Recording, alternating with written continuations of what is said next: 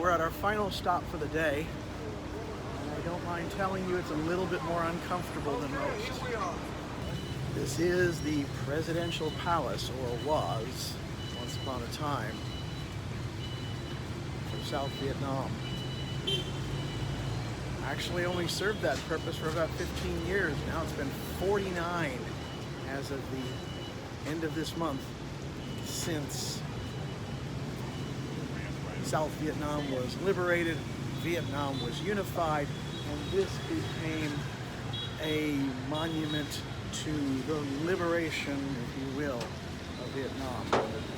It's a rather uncomfortable subject.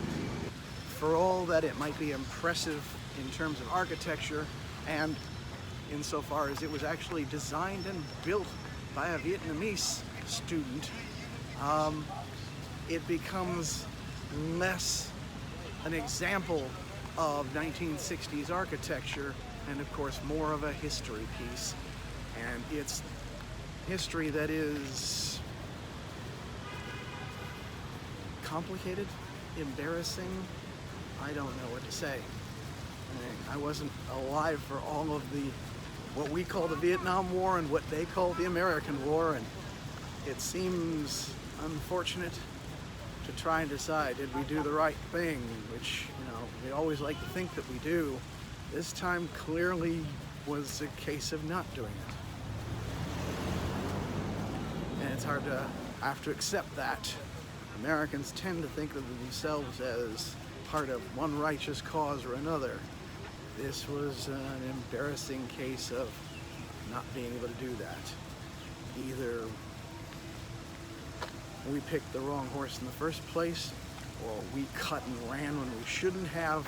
Somewhere along the way, we did it wrong. I have to admit, I really thought that part of the preservation of this would be to prove a point. That look at what opulence those capitalist pig dogs lived in while we starved in squalor.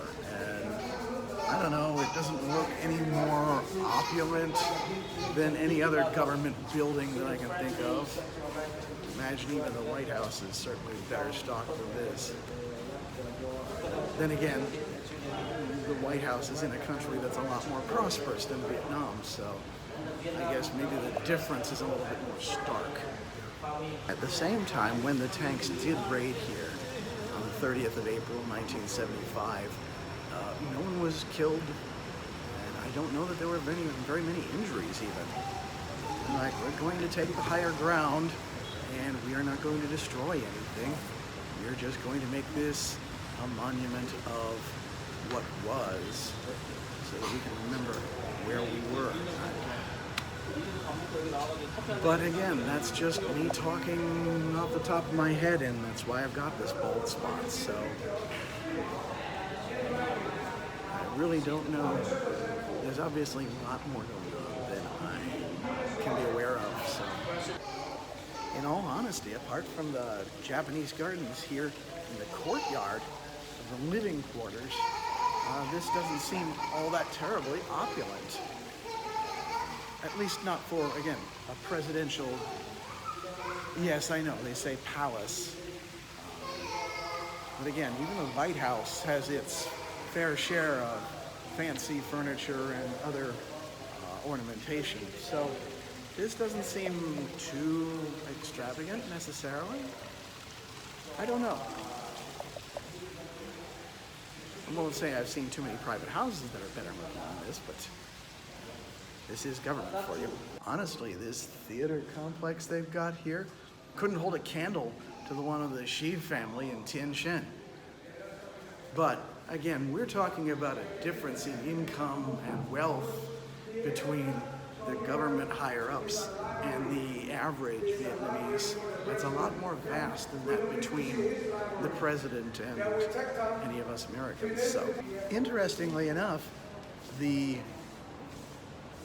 bars, if you want to call them that, on the windows and in the front of in the facade of the presidential palace are meant to represent bamboo.